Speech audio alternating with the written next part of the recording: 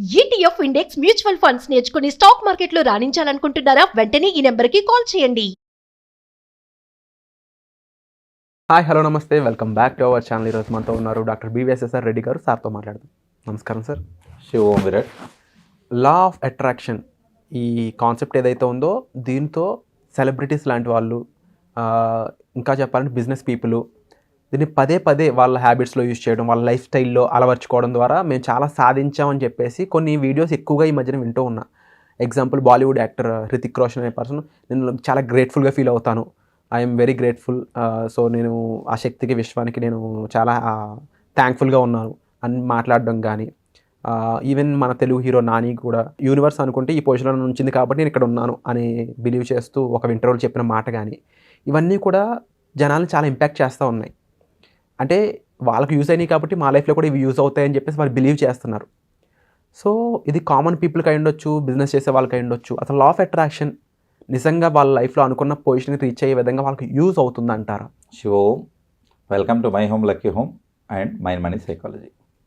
ఇక్కడ ఈ law of attraction అనేది ఇప్పుడు మనము వాళ్ళ రిజల్ట్స్ చెప్తుంటే మనం వింటున్నాం, కానీ మనకు ఎప్పుడో పురాణాల్లో మనకు ముందు నుంచే ఉన్నాయి అని అంటే ప్రూఫ్స్ ఇప్పుడు మనం చెప్తున్నట్లుగా ఇంతకుముందు ఎప్పుడో చెప్పబడ్డాయి. అవన్నీ కూడా మనకు పురాణాల ద్వారా, కథల ద్వారా మనకు వినిపించబడ్డాయి. సో దాంతో ఏమర్థమవుతుందంటే ఈ సబ్జెక్ట్ ఇప్పటిది కాదు, కొన్ని వేల సంవత్సరాల కింద నుంచే ఉంది అని.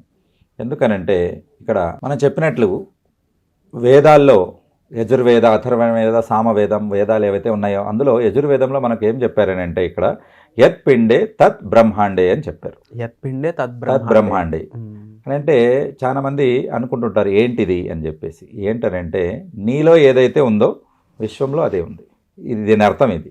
సో ఇది ఎప్పుడు చెప్పారు? వేదాల్లో, అంటే దాదాపుగా 40,000 సంవత్సరాల ముందే మనకు ఈ విషయాలు అనేది తెలియడం జరిగింది అన్నట్టు. సో ఈ అర్థం ఏంటిది దీంట్లో అనేది మనం చూసుకున్నట్లయితే ఈ డిజైన్ కానీ మన బాడీ స్ట్రక్చర్ కానీ ఏవైతే ఉన్నాయో అవే విశ్వంలో కూడా ఉన్నాయి.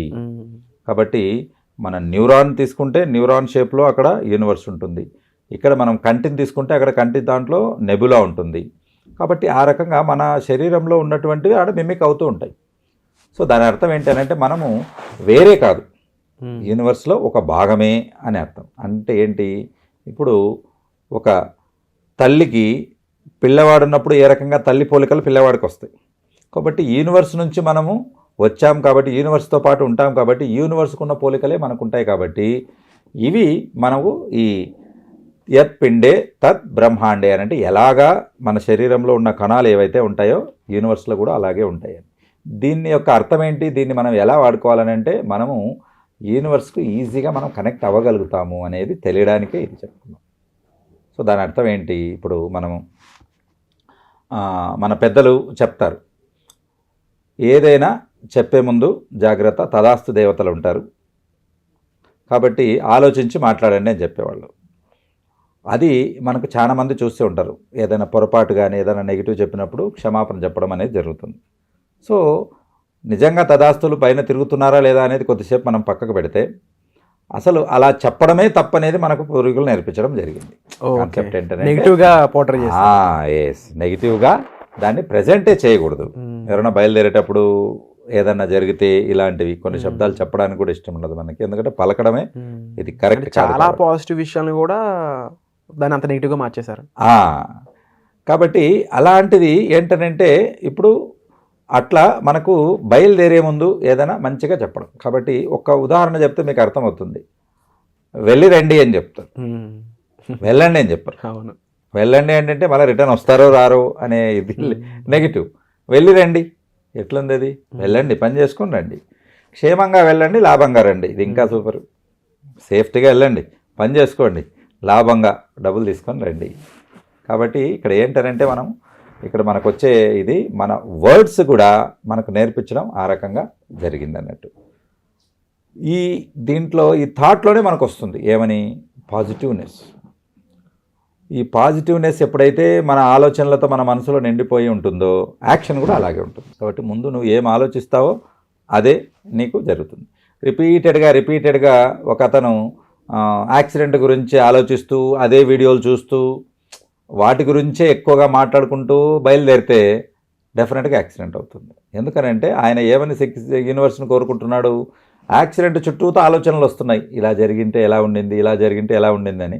అదే ఇస్తుంది. చాలామందికి ఒక డౌట్ వస్తుంది, మనం ఏం చెప్తుంటామనంటే ఈరోజు మీరు ఏ పొజిషన్లో అయితే ఉన్నారో గత టైంలో మీరు ఇలా కోరుకున్నారు కాబట్టి ఇలా ఉన్నారని చెప్తాం.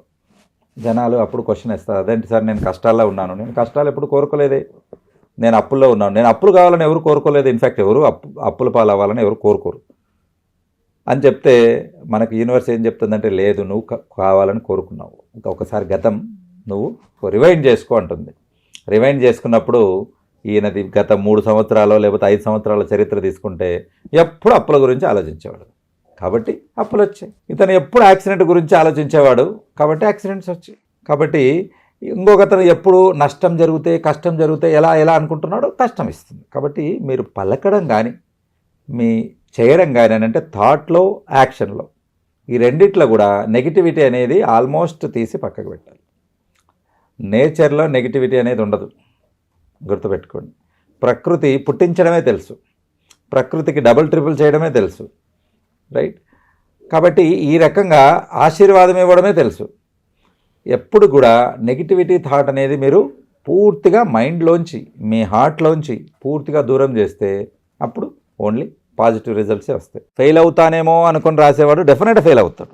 మీరు బాగా చూసింటారు, పేపర్ అసలు ఎలా వస్తుందో ఏమో, నేను చదువుకునే వస్తాయో రాదో, అసలు రాకుండా వస్తే ఎట్లా, నాకు ఆన్సర్స్ తెలియని ప్రశ్నలు వస్తే ఎట్లా అనగానే అవే ప్రశ్నలు ఉంటాయి. అంటే ఒక్కోసారి తెలిసిన విషయాలైనా కూడా ఒక గురువు ద్వారా వింటే తప్ప దాని సూక్ష్మంగా దాని అర్థం కానీ మనం తెలుసుకోలేము. సో ఇప్పుడు అదే జరిగింది అనిపించింది నాకు ఈ ఎపిసోడ్ ద్వారా. అండ్ మరీ ముఖ్యంగా కేవలం ఒక చిన్న టాపిక్ తీసుకుంటేనే ఇంత తెలుసుకోవాల్సిన విషయం మనకి ఉన్నట్లే. ఇప్పుడు నిజంగా ఒక లైఫ్ అనేది ఇంకా చాలా పెద్ద విషయం అని చెప్పాలి. ఇందులో ఇష్యూస్ ఎక్కువ ఉన్నాయి, ఈ లైఫ్ అనే విషయంలో ఇష్యూస్ ఎక్కువ ఉన్నాయి. ఈ ఇష్యూస్ రిజాల్వ్ చేయడం కోసం కూడా మీ నాలెడ్జ్ కానీ మీ ఎక్స్పీరియన్స్ కానీ చాలా అవసరం. దానికి తగ్గట్లుగానే మీరు ఈ 10th ఆగస్ట్ని కండక్ట్ చేయబోయే వర్క్షాప్ అనేది జనాలకి ఎటువంటి విషయాలు నాలెడ్జ్ చేస్తున్నాయి, ప్రాక్టీసెస్ కూడా ఉన్నాయని విన్నాను నేను, సాధనలు. దీని ముఖ్య ఉద్దేశం చెప్తారా? మనము చూడలేనిది చూడగలగడం అనేది ఈ క్లాస్ యొక్క ముఖ్య ఉద్దేశం. అని అంటే మనం అనుకుంటుంటాం అదేంటి మన చుట్టుపక్కల మనకంతా కనపడుతుంది కదా అని అంటే దాని బియాండ్ మీరు ఏదైతే చూడలేరో, మీ పక్కన ఏముందో అనేది మీకు తెలియదో అది తెలియజేసేదానికి ఉంటుంది. సో అప్పుడు డెఫినెట్గా లైఫ్ మారుతుంది. ఓకే, కాబట్టి చూసే చూపు మారినప్పుడు ప్రపంచం కూడా మారిపోతుంది. కాబట్టి దీనికోసమని మీరు ఉన్నత స్థితి చేరుకోవడానికని కంపల్సరీగా ఈ క్లాస్ జాయిన్ అవ్వచ్చు. Wonderful sir. సో ఈ వర్క్షాప్ అనేది 10th ఆగస్ట్ ఉండబోతుంది. దీనికి సంబంధించిన వివరాల కోసం మీరు డిస్ప్లే అవుతున్న నెంబర్స్ కాల్ చేసి ఇమీడియట్గా ఎన్రోల్ చేసుకోవచ్చు. ముఖ్యమైన గమనిక ఏంటి అంటే స్లాట్స్ అనేవి చాలా తక్కువ ఉన్నాయి. సో స్లాట్స్ ఫిల్ చేసుకోవాలి అనుకున్నట్లయితే, ఈ ఆపర్చునిటీ మిస్ అవ్వకూడదు అనుకున్నట్లయితే వీలైనంత త్వరగా మీరు రిజిస్టర్ చేసుకోండి. సో వచ్చే ఎపిసోడ్లో మళ్ళీ కలుద్దామండి. Thank you so much. Suman టీవీలో మీ పర్సనల్ అండ్ బిజినెస్ ప్రమోషన్స్ కోసం కింది నెంబర్కి కాంటాక్ట్ చేయండి.